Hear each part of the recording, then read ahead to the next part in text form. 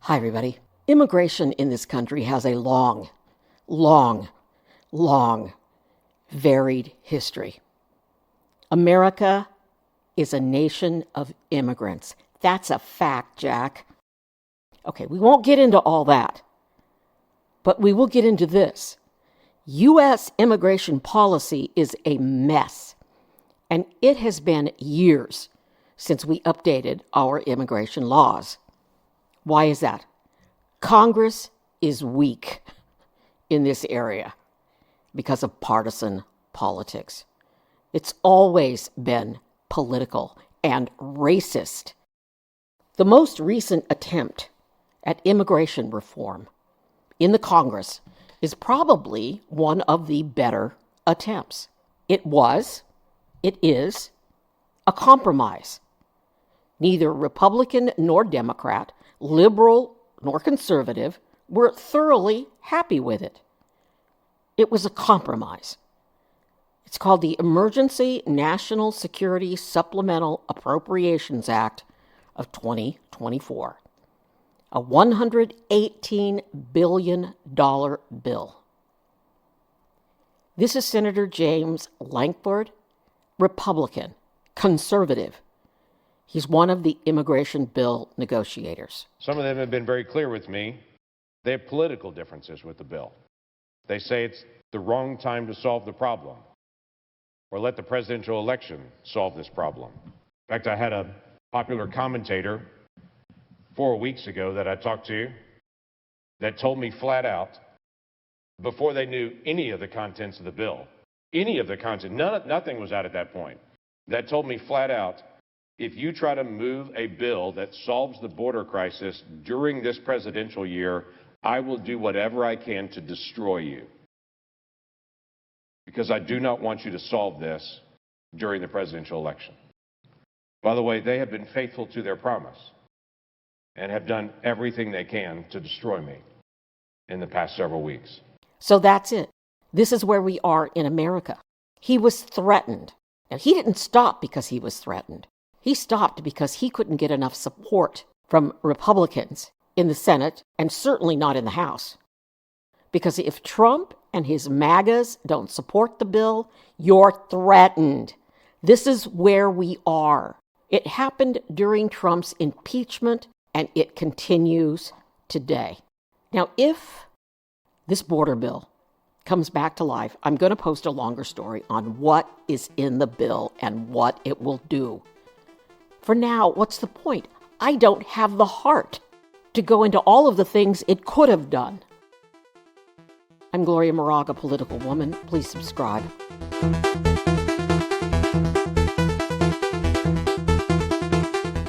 In this Political Woman podcast, a look at the two leading presidential candidates and their trip last week to the Texas-Mexico border, and the messages they carried with them. First, a short clip from President Biden. What if you have a wish list, anything you need, what is the most consequential thing you need? For me, it's personnel and bringing back those jurisdictions to work with. It's the safest way for me to take a criminal off the street that's encountered by a local jurisdiction or a state jurisdiction is for them to turn them over law enforcement to law enforcement rather than have more of my resources, which takes a lot more to go out to the communities and have to find these individuals and arrest them in the communities and bring them back into custody, which makes it more dangerous for not only me, for the non-citizen and the public at large. President Biden at the border, meeting with border agents, immigration workers, local law enforcement. What do we need? Certainly everyone talks about personnel. We have a lot of agents. We have a lot of law enforcement. Support staff is often lacking across the board. Analysts, criminal analysts, investments in technology. I want the press to, what do you mean by support staff? Our mission support people, the people that administratively help us do our mission, they support the mission. The money to hire more border workers was in the legislation that former President Trump derailed. Why? He wants to use the border crisis in his campaign, and he did just that in Eagle Pass, Texas. He's working on his Biden border campaign slogan. Now the United States is being overrun by the Biden migrant crime. It's a new form of vicious violation to our country. It's migrant crime. We call it Biden migrant crime, but that's a little bit long. So we'll just leave it. But every time you hear the term migrant crime, you know where that comes from. More work is needed on that slogan. Bottom line, Congress needs to pass border legislation for two reasons. Here's number one.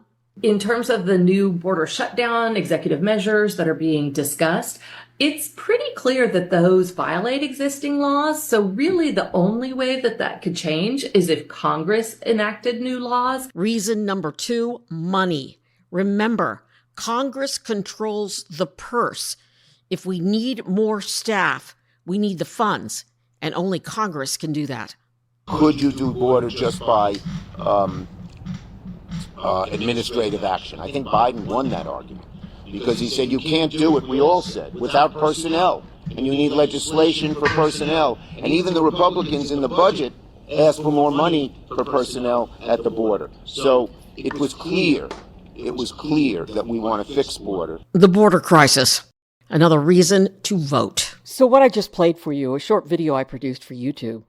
The first soundbite was from President Biden asking a man with police ERO on the back of his jacket. They didn't show his face, just his back, but he is the man speaking, and he's that soundbite where he talks about personnel and staff. ERO stands for Enforcement Removal Office, and it said on the back of his jacket that he was a police officer. Next, Biden talked to Katrina Berger. Now, she's with the Office of Homeland Security Investigations, and she too told President Biden they are in need of staff to help deal with the border crisis. And the theme here, they need more staff. Next, we heard from a professor and an expert of immigration, and she talked about legislation and the illegality of a presidential edict to shut down the border, which is what Republicans always say. Well, why doesn't he just act and shut down the border? So Denise Gilman from the University of Texas, Austin law professor and immigration clinic co-director, she says Congress needs to pass legislation in order to deal with the crisis. She says if Biden shuts down the border, the courts will eventually override it. So I'm saying that's another big waste of time. Then we heard from Trump. Now, he's the reason we don't have the border bill. And what he wants to do is blame Biden for immigrant crime.